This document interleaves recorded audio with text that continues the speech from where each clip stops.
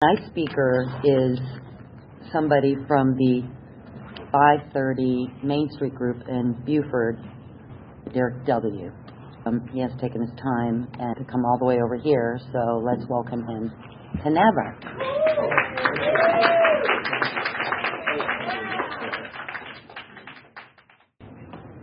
Hey everybody, I'm Derek and I'm an alcoholic. Hey Derek. My sobriety date is July 5th, 2017, and I can tell you that I believe that is an amazing freaking day in the history of this world. There are those that are around me in my life today that also will agree with that statement. My home group, as Cecilia stated, is 530 at Main Street group in Beaufort. We meet at 530 on Main Street. Keep it simple. It's super, super simple, and it's awesome. And hopefully I'll tell you, it's a relatively new home group for me, about maybe the last 5-6 months. And hopefully I'll be able to share a little bit more about that home group. It's kind of a cool thing. I have a sponsor, and he has 2 sponsors. That's an interesting story. Different conversation. And I also I sponsor. I currently do not have any sponsees on the recovery side. I do have a couple of sponsees from the service side. And service has played a large part in my sobriety. So hopefully I will also get into that a little bit as well. What I can also tell you, there we go. There's this card that has all the little cheat sheets I've been looking for. What I can also tell you is that I was born and raised here in Georgia. There's not many of us. And I grew up in Snellville. And my mother and stepfather, my stepfather and my mother actually just celebrated 34 years of marriage. So he's been a long time in my life. My father actually lives in Florida, and he also is married to a lady. She is actually 2 years younger than I am. So, way to go, Dad. They're both on their 4th marriage, and there are professionals in this world who say that maybe I should be affected by that, or that I am affected by that. I don't really know. I don't see that. I also had a younger brother. He was one of us, and he died 5 years ago, December 22nd, 2018. And he died in a treatment center here locally.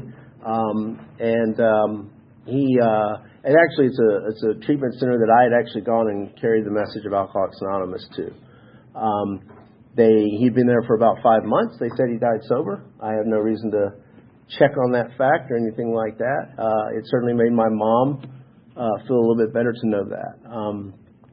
So what I can also tell you is that I didn't mourn him when he died, because I kind of knew this thing was going to happen, and I'd buried him about 20 years ago in my heart and my mind, and that's a different story.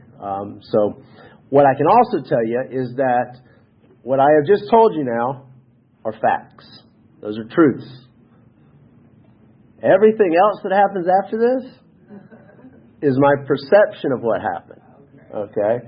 So whether or not it's true or not, I'm not really sure. I certainly think it is, because it's my reality. But, that's just the way it is. I have a disease of perception. So, let's hope that it's the truth. Let's hope that it's the facts. Maybe something else will be revealed as well. I have no idea. I can also tell you this is, it's kind of a cool thing doing this on a New Year's Day holiday. That's pretty cool. Also, this group in particular, so where I got sober, there is actually a group called the Blue Chips Group. And when I first heard and saw flyers or whatever about the Blue Chips speaker meeting, I was like going, wait a second, I don't know anything about this meeting that they got over there. What is that? And then I found out that, it's the speaker meeting over here at NABA. And I'm like, okay, that's kind of cool.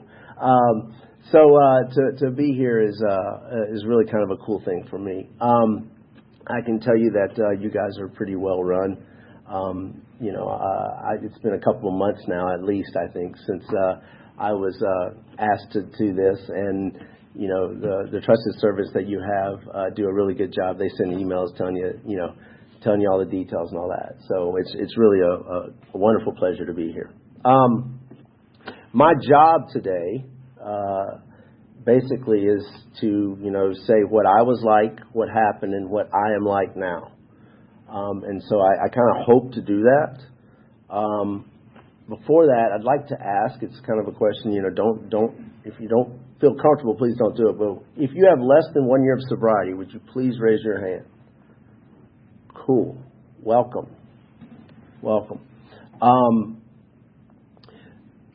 Don't know if you know what speaker tapes are or not, but if you don't, ask a sponsor. But there's a speaker that I just absolutely love. His name is Ralph White. And he has this little saying, all right, and it's pretty cool. And he says, come all the way in and sit all the way down. Okay? And what he's saying is get in the middle of Alcoholics Anonymous. Don't sit on the edge. Don't get to the meeting right before the meeting starts and leave right after the meeting ends, unless, of course, your ride is doing that. Get in the middle of Alcoholics Anonymous. And what I can tell you is that before I knew Ralph White, before I knew that little saying, I was actually fortunate enough to actually be so situated that that's exactly what happened to me once I got serious about sobriety. Hopefully I'll be able to tell you a little bit more about that. So yeah, come all the way in and sit all the way down. It's kind of a cool thing. I can also tell you that my new home group, they do this. This is the promises they read, and they read them out of the forward to the 12 and 12. They say that AA's 12 steps are a group of principles, spiritual in their nature, which, if practiced as a way of life, can expel the obsession to drink and enable the sufferer to become happily and usefully whole.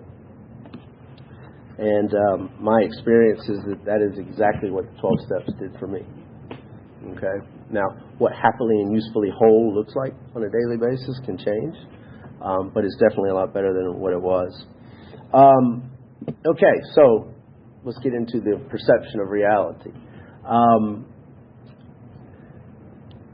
Grew up in Snellville, athletics, academics, they were all very easy for me. I don't recall ever not feeling a part of or not fitting in.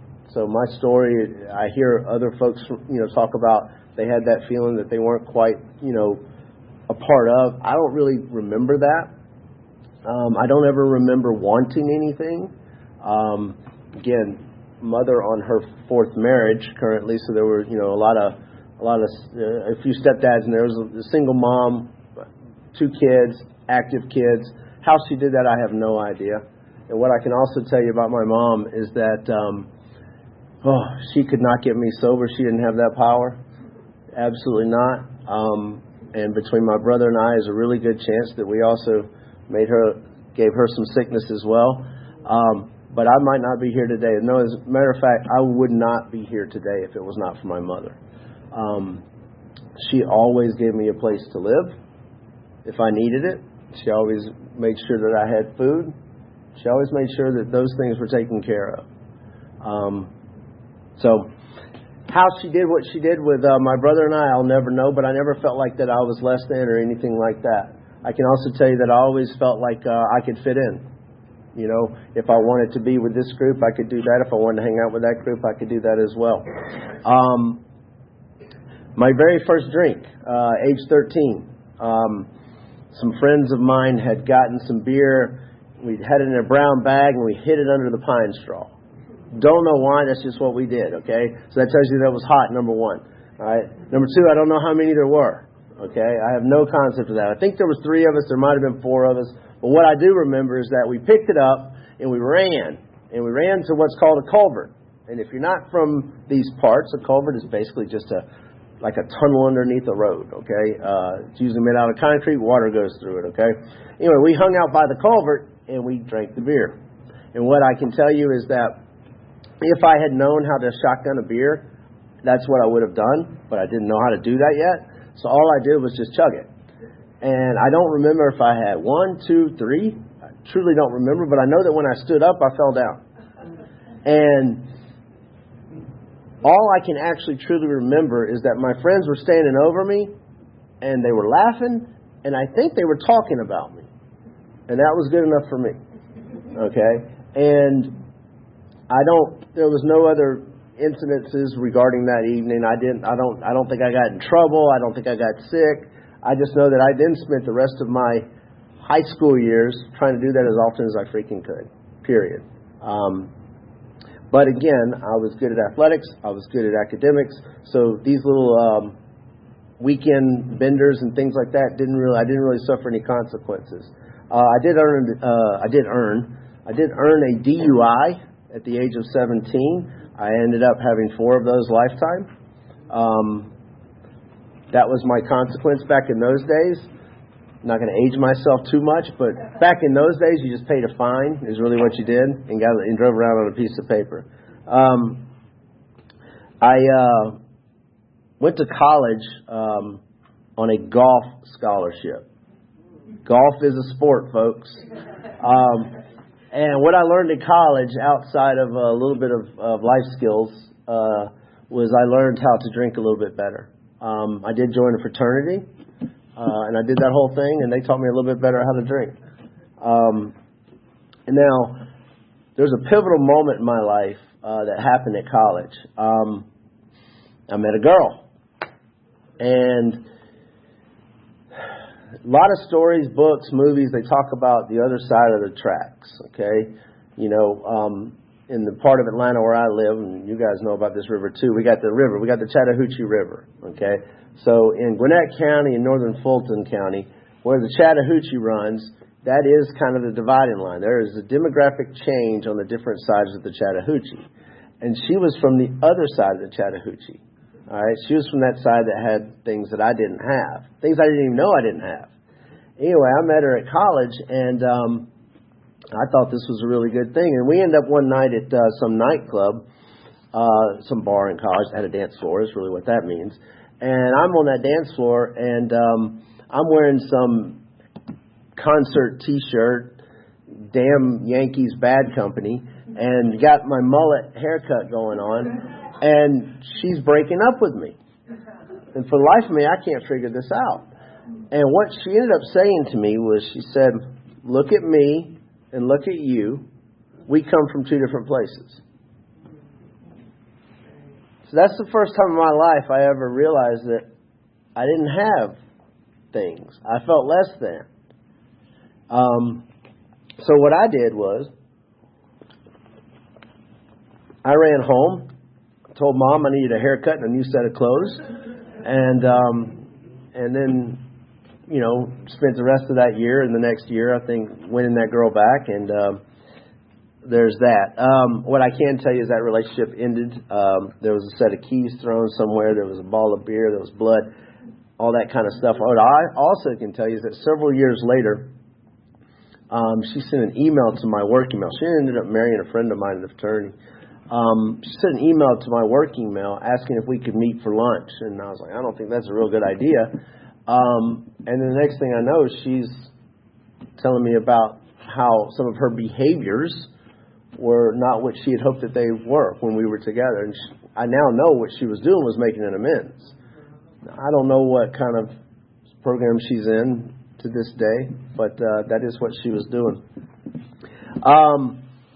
When I was at school, I met another girl. Imagine that. And so after that happened, and she was also from that side of the tracks. That side of the tracks, because see, now what had happened was I had found those things that I didn't have. That's exactly what I wanted. And what I ended up discovering, I know this now, is that what I really truly chased was money, power, authority. That's what I was always seeking. The bottle just helped me deal with not being able to get it. And what way that ended up manifesting in my life was that it was never enough. I could have all the material things, always, and it was never freaking enough. So I ended up meeting another girl from the right side of the tracks, or the other side of the river, and she had an uncle who was a partner in a very large law firm. And I kind of liked the law, so what I decided was that I was going to go to law school. And there's a little bit of a pattern in my life. I meet the girl, there's a situation might work out. So I decided I was going to go to law school, and I took the test and I did all the things. And then when I graduated college, undergraduate, there was generally a period of time before you could go to law school. So I had about a year and a half to kill. And her father made me one of those Godfather offers. And if those of you who've never seen the movie, it's one of those offers that you can't refuse. Okay, he had just started a healthcare company, and he asked me to run his company. So I was 22 or 23 years old, and I was just named a COO. Think about my ego. And all I found out now that I'm really chasing is money, power, and authority, and I just got named to run a company at 22 or 23 years old. And what I can tell you is I ended up, she and I ended up getting married. That marriage lasted about 2.5 years. She wasn't a bad wife. I was not a good husband. I can honestly tell you that. My behavior was not good at all. But we didn't really get divorced for any incident. We just got divorced because we were going two different directions. I was pretty good at business, is what I found out. Because even though we got divorced, I still ran this company. And the way that worked was as long as I made money for the company, it was good. And we were in one of these industries where even a drunk like me running the company couldn't screw it up. Right? I mean, this company was just taking off. We were in a niche in the medical industry, and and as the company did better, I did better. Okay, and as I did better, I bought more things.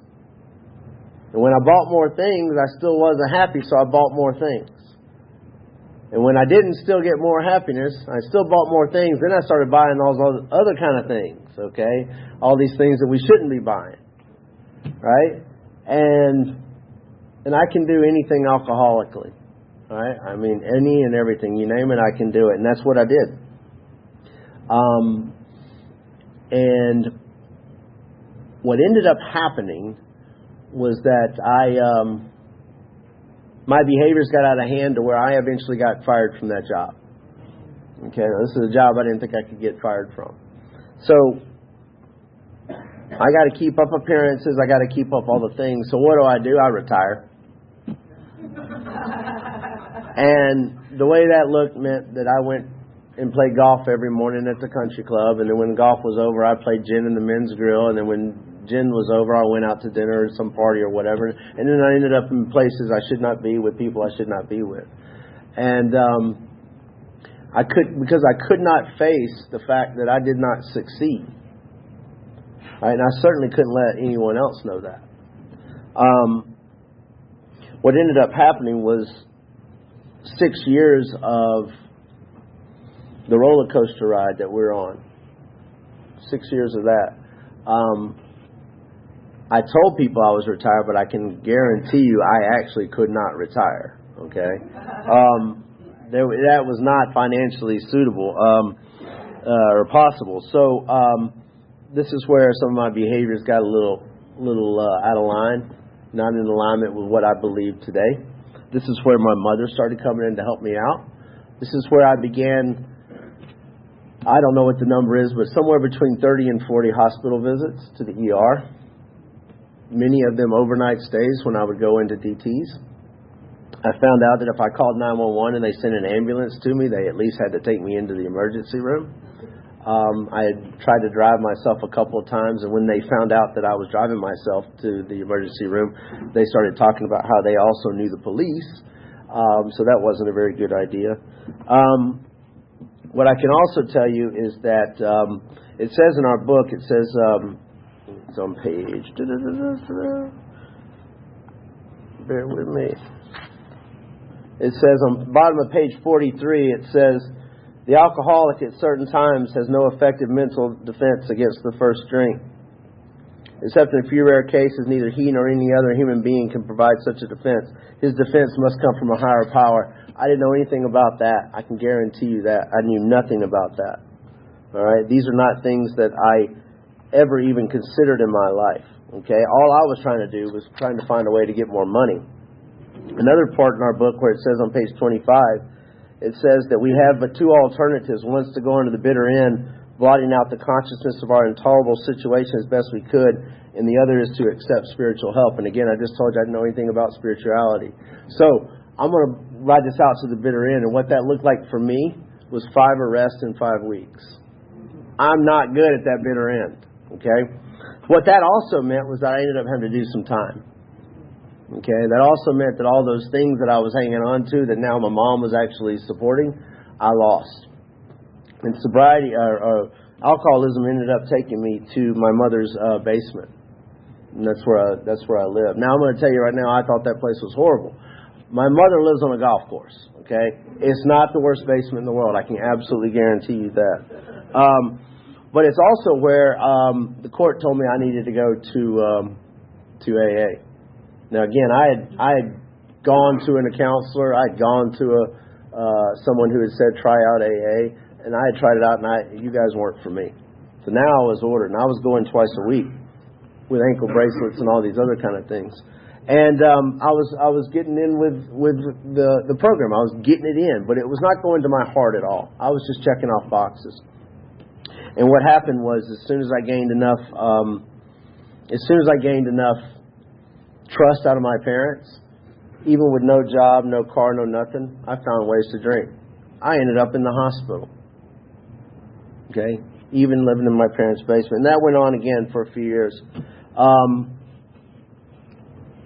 Let me tell you about my last drink. What had happened was, I'm a really good probationer. I can check off the boxes. And I had done all the work, and I had actually earned my right to drive again. And it came with a breathalyzer in the car. Don't get me wrong. Right? It came with some consequences. But I had done that. And I had gone out and I had bought myself a used car. Okay? And again, that was a little bit of a change for me. But I had a car, I had a permit, and I had a breathalyzer. And the strangest thing happened to me. I suddenly started going to AA meetings on my own. Now, I don't know if it's because I wanted sobriety or if it's because I was just bored and had no more friends. I don't really know. They were nice people. But I did. I started going to Alcoholics Anonymous meetings. And my last drink, I had 2 choices. So on July the 4th, 2017, I had planned to go to an AA meeting. And then I was doing things I shouldn't be doing.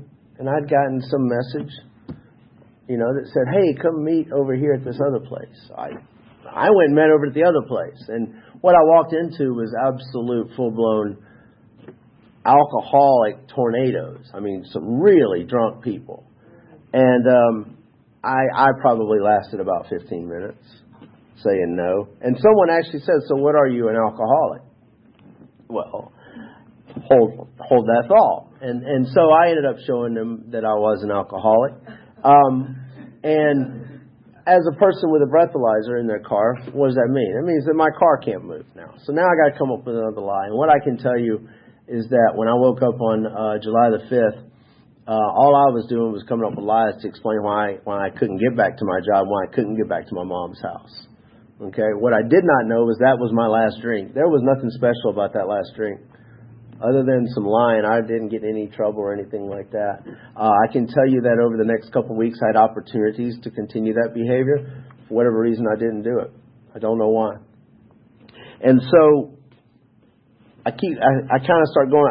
I'm going back to AA, and this fella who had been my sponsor in name, because I wasn't calling him, I wasn't working any steps, but he was kind enough to sit there and wait. He was kind enough to sit there and let me do my thing for about 3 years.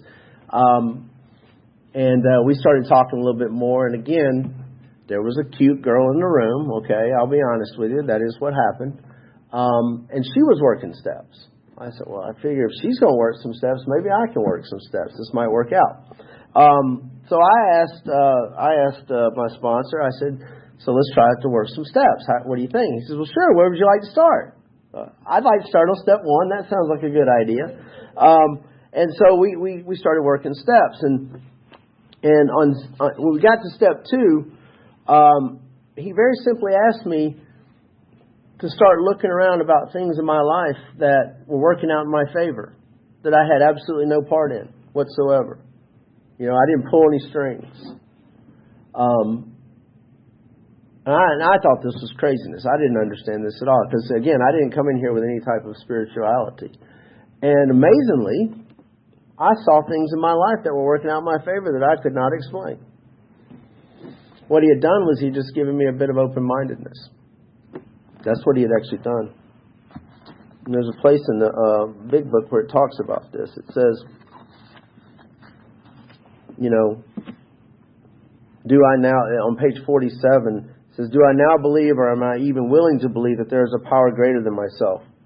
Okay? And what I can tell you that happened next, on that same day, I believe it was the exact same day, and this is where that whole perception and reality and all that stuff comes into play. It was either that day or the next day, I don't remember.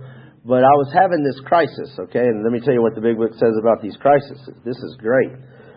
When we became alcoholics, crushed by a self-imposed crisis we could not postpone or evade, we had to fearlessly face the proposition that God either is everything or else he is nothing. God either is or he isn't. What was our choice to be? Now, I can't tell you that I heard any of that stuff. I just had a crisis, okay? And this is the way that crisis manifested itself. At this point in time, my parents, I've told you that they lived on a golf course. I was working on that golf course in maintenance. Okay, I was cutting grass, doing things like that. I have a history with that, obviously, in the golf industry. And so when you work on maintenance on the golf course, they give you some really nice equipment, okay? It's not just a normal little yard lawnmower. These are really nice things. And I was just cutting grass. And folks, I was running fantasies in my head that were very elaborate. I was writing down the details so that I could pick up the next day on these fantasies. And they were just crazy fantasies. And most of them centered around what I could get, what I could have, what I could get away with, things like that, And for some reason on this particular day, with this crisis that I had, with this fantasies that I was running and all those other kind of things, I couldn't cut grass. I was going about my day, and all of a sudden I was just paralyzed. I just completely stopped. And I'm going to tell you that all the things that had happened to me, the jails, the hospital visits, the bad behaviors and everything like that with my parents and everything like that, none of that scared me. But I think that losing my mind scared me. Now, I was out of all the options that I could possibly think of. All right, but I'd been in enough AA meetings now, and I just had a sponsor who was taking me through the second step. And so I said, well, okay, let's try this. And I closed my eyes, and I uttered something that was, I'm not really sure what it was, but it's somewhere in there. It said, God, please help me. I opened my eyes. I couldn't really see anything too different, but I could cut grass. So I made a lap. I said, well, maybe I didn't do this right. Let's try this again. And so I did it again. God, please help me.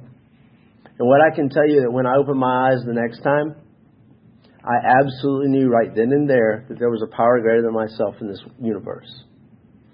The obsession to drink was immediately removed. It has not come back since then.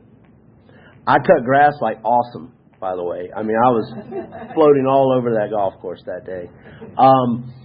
That also happened to have been a day of like a solar eclipse. I went out after I got off work. I played golf with some friends. I was like 2 under par. It was awesome. I went back home. I got a yellow legal pad out. I started writing it down, this document called My Spiritual Experience. I'm writing this thing down hard, super hard, and I still have that document today. And then I called up my sponsor, and I told him, I said, I'm picking you up. We're going to the meeting. And we drive to the meeting, and I hand him this. I read this thing. And it was awesome. It was the most incredible thing. I can tell you that for the next several months, folks, I didn't make any decisions. My days were laid out for me. It was amazing. Absolutely amazing. And what that did, I'd been in so many AA meetings now, so I had taken in the knowledge, and now I got this power with me. It's just like the program of Alcoholics Anonymous just flowed into me. It was just incredible. So after that, the steps were just a breeze. I mean, I can tell you right now, I did not personally, I mean, my hand did it, but I did not write my 4-step. That just happened. Amends just happened. Everything just fell into place. It was absolutely 100% amazing to me. You know, and I'm really glad that I didn't leave before the miracle happened, because that was truly a miracle. That is, to me, the miracle of Alcoholics Anonymous for me.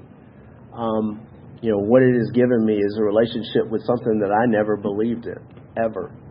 And again, you know, I told you I wanted to go to law school. I would have argued this in a court of law. Okay? You know, and so what does sobriety look like today? I will tell you this. My sponsor that took me through the steps was awesome. There was also someone else who, in my life, that was extremely important to me and had a big impact on my sobriety. This lady actually taught me how to live sober one day at a time. Okay? And actually today is actually her AA celebration day. So I actually sent her a text message at like 1 o'clock in the morning. Because we can do that now on New Year's Eve, right? We can do that. We can stay up till 1 o'clock in the morning and send a normal text. But you know, congratulating her and thanking her. But yeah, she taught me how to live sober one day at a time, because I didn't know how to do that. But what she also did was she also introduced me to the service structure of Alcoholics Anonymous. So if you're like, wait a second, there's a structure, there's organization. Wait a second, it says that there's a tradition that says ought not ever be organized, okay? And it says, what that means is that says AA as such, all right? And what that's talking about is that's talking about the recovery part. That ought not be organized. But how does this stuff right here happen? How do we have recordings? How do we have a website? How do we have literature? Okay, there is a structure to it. And she was what's called a DCM, and she introduced me to a side of AA that just clicked with me. She took me to my first convention. She took me to my first assemblies. And I just fell in love with it. I absolutely fell in love with it. My first year of Alcoholics Anonymous, I held 3 service positions. I overdo service work alcoholically as well. Okay. And one of them was at the district level, and I'm pretty sure that because when we finished working the steps, my sponsor said, okay, so where are you going to serve? I ended up at some district committee meeting. The next thing I know, I was the secretary of the corrections committee. And it has meant a world to me. I was going to assembly when I had no position. I had no actual formal position to take me to assembly. I'm currently, I've been a GSR. I currently rotate out as a DCM right now. Wait a second, today's January the 1st. I am no longer a DCM. That is correct. I do serve at the area level, that is the state level now, as of today. I serve as a committee chair at the area level, communications. So I hope this is going well. My communication skills. If not, I got 4 years to figure out to get better at this. And I think it's really cool. I mean, I've been exposed to things in service that I absolutely do not believe that I would have been exposed to had I not been a part of that side of Alcoholics Anonymous. And I'm going to give you a quick little story about that. My first year as DCM, our district was going to host a picnic, okay? And so, you know, a couple hundred people, I think, 150, 200 people. We put on all the things. And, you know, everything doesn't work out the way it's supposed to work out. The PA system guy didn't show up, so I'm standing up on a column screaming, you know, yelling out to trying to control a crowd of alcoholics, okay, and get things organized. And there was a fellow there who's got a few decades of sobriety who we got to talking, and he had ended up bringing a newcomer there, and we had ended up talking. We all exchanged numbers and things like that. And we did a sobriety countdown, and there was a guy there that had 4 days of sobriety. All right, so we, of course, if you've never been a part of a sobriety countdown, stick around long enough to do that. It's really cool. All right, it's really cool.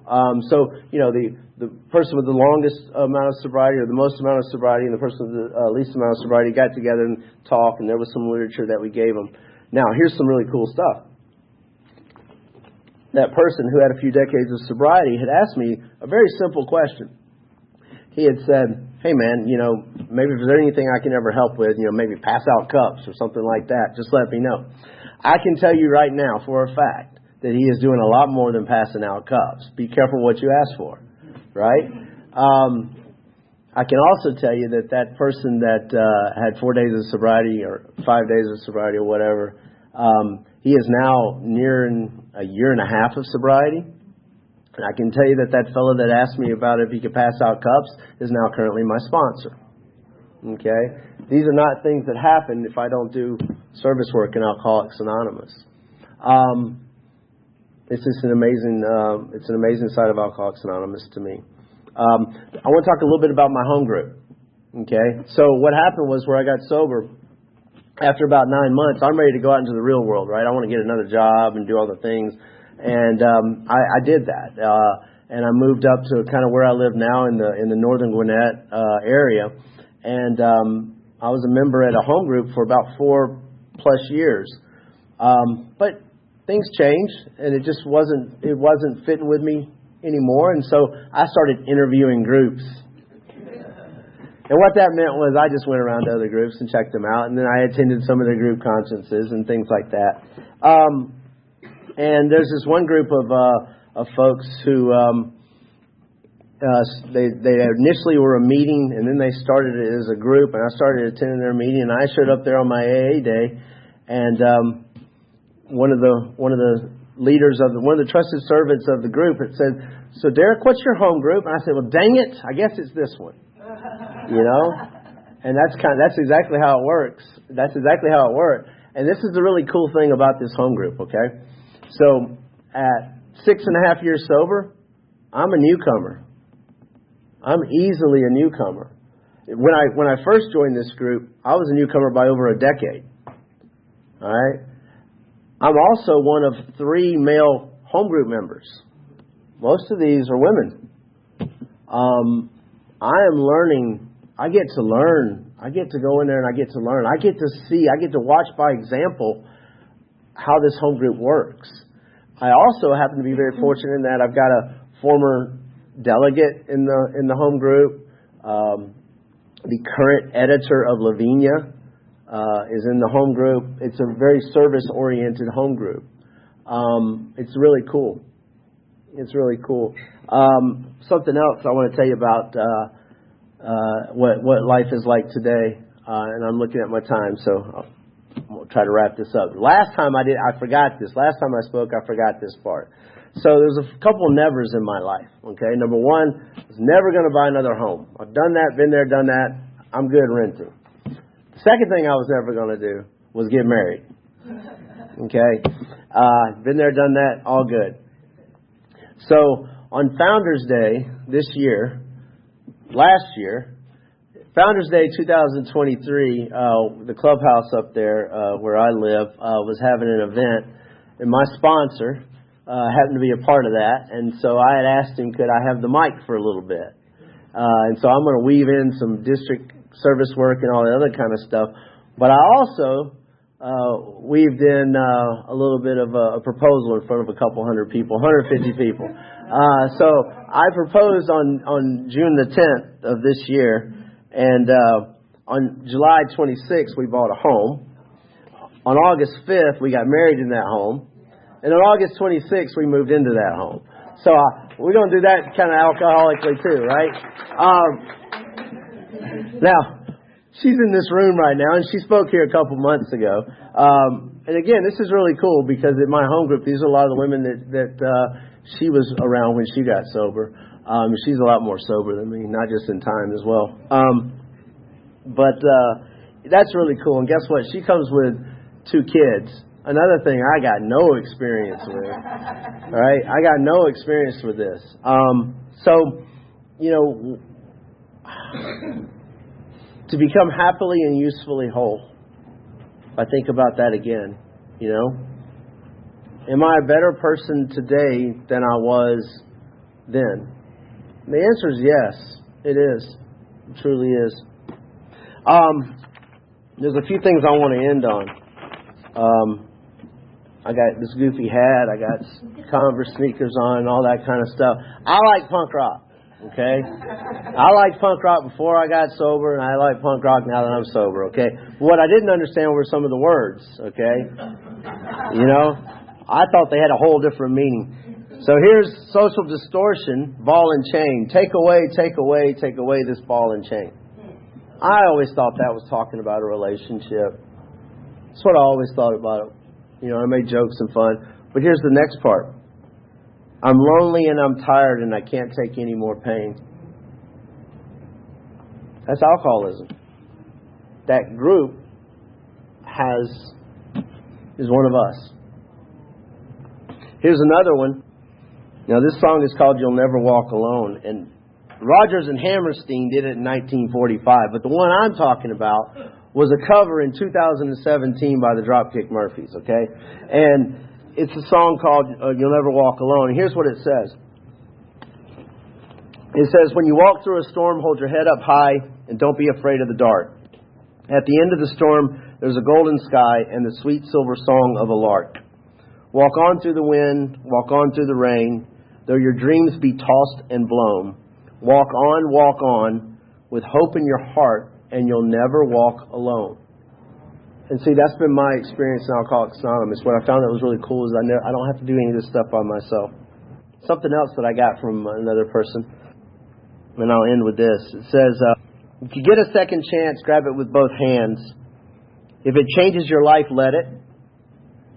May God bless you and keep you until then. Thank you all for letting me share my story.